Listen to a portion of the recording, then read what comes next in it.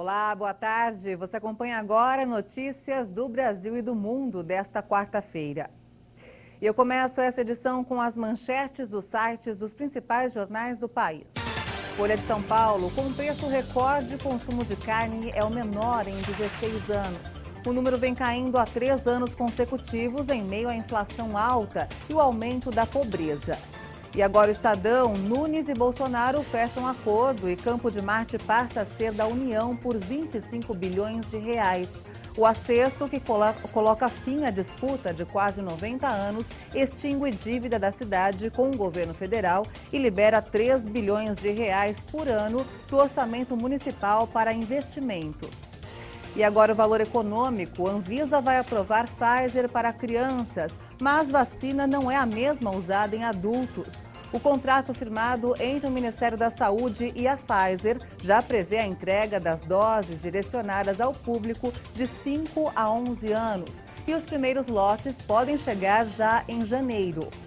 E por fim, o Globo, depois do Rio, surto de influenza chega a São Paulo, Espírito Santo e Bahia. O número de resultados positivos entre paulistas quadruplicou e atendimento em prontos-socorros está 50% maior que o habitual. O Ministério da Agricultura confirmou que a China derrubou o embargo de carne bovina do Brasil. As vendas para o país asiático haviam sido suspensas no mês de setembro. Depois de 3 meses, a China decidiu retirar o embargo à carne brasileira. O governo chinês autorizou a importação de cortes sem osso de animais de até 30 meses de idade. As vendas para o país asiático foram suspensas após 2 casos atípicos de vaca louca terem sido notificados em Minas Gerais e Mato Grosso. E apesar de a Organização Mundial de Saúde Animal ter informado que as ocorrências não representavam risco para a cadeia de produção bovina brasileira, a decisão de retomada dependia da China, que manteve o veto até agora. Em novembro, a China já tinha sinalizado para a volta das exportações, com a liberação dos produtos que tinham recebido a certificação sanitária antes do embargo. A China é o principal mercado da carne bovina brasileira e compra quase metade das cerca de 2 milhões de toneladas que o país exporta. Segundo a Associação Brasileira de Frigoríficos, com o embargo, as exportações totais de carne do Brasil caíram 43% em outubro, na comparação com o mesmo mês do ano passado. Como consequência, o veto da China fez o valor do boi cair no país. Apesar disso, o preço da carne não diminuiu para o consumidor. O Reino Unido, onde a variante Ômicron do coronavírus avança com muita velocidade, registrou hoje seu recorde de casos diários de Covid-19 desde o início da pandemia. A variante Ômicron avança com muita velocidade no Reino Unido. De acordo com dados oficiais, foram 78.610 contaminações em 24 horas. O recorde diário anterior era de 68.053 em 8 de janeiro, em pleno avanço da variante Alfa. Para controlar a disseminação da Ômicron, muito mais contagiosa, o governo de Boris Johnson impôs novas restrições. Uma campanha de vacinas de reforço também foi lançada, com o objetivo de administrar uma terceira dose em todos os maiores de 18 anos antes do fim do ano. Segundo dados oficiais, até o momento, 43% dos adultos já receberam a injeção e mais de 81% dos maiores de 12 anos já têm as 2 primeiras. O Reino Unido é um dos países mais afetados pela pandemia na Europa, com mais de 146 mil mortes por Covid. E a Europa corre para conter o avanço da variante Ômicron no continente. O Centro para a Prevenção e Controle de Doenças ressaltou hoje que uma ação forte é urgente diante da ameaça da cepa. De acordo com especialistas da agência, a vacinação sozinha não será suficiente para segurar uma nova onda da pandemia, já que não há tempo para cobrir o déficit de imunização. O Centro Europeu também subiu em 1 grau a avaliação de risco da variante, elevando a classificação para um nível muito alto e recomendou uma série de medidas. Entre elas, estão o retorno ao trabalho remoto e uma maior cautela nas comemorações e viagens de fim de ano. Segundo a agência, é muito provável que a nova variante cause internações e mortes, para além das já previstas nas projeções anteriores concentradas na Delta, até então dominante.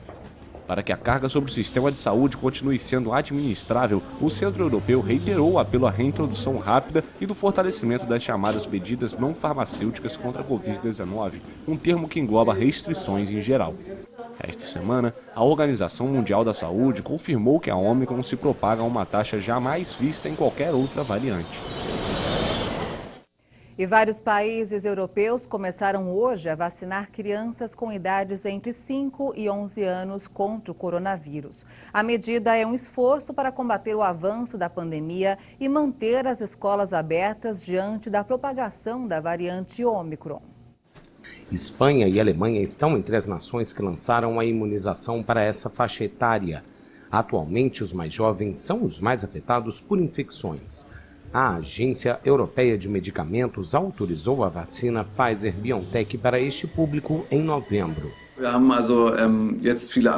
Temos muitos pedidos, seja para a terceira dose da vacina para adultos, seja para jovens. Também temos algumas agendadas para crianças. Assim que abrimos as cotas de vacinação para jovens, todas foram imediatamente preenchidas.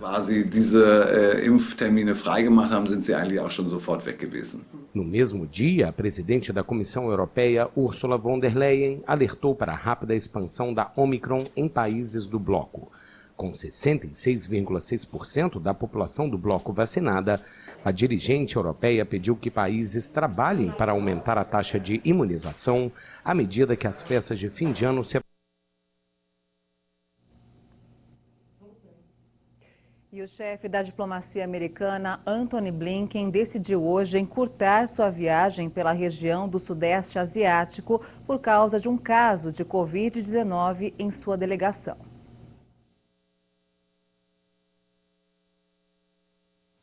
A etapa em Bangkok, onde ele se reuniria com autoridades tailandesas na quinta-feira, foi cancelada para diminuir os riscos. O avião da delegação dos Estados Unidos fará uma breve escala técnica na Tailândia e em seguida retornará para os Estados Unidos. Bangkok seria a terceira e última etapa desta turnê asiática, depois de Jakarta e Kuala Lumpur. Antony Blinken começou a viagem com uma participação em uma reunião ministerial do G7 em Liverpool, no Reino Unido.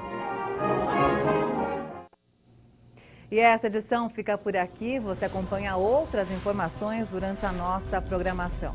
E se quiser rever as nossas reportagens, é só acessar o canal HIT Notícias no YouTube. Obrigada pela sua companhia e até amanhã. Tchau.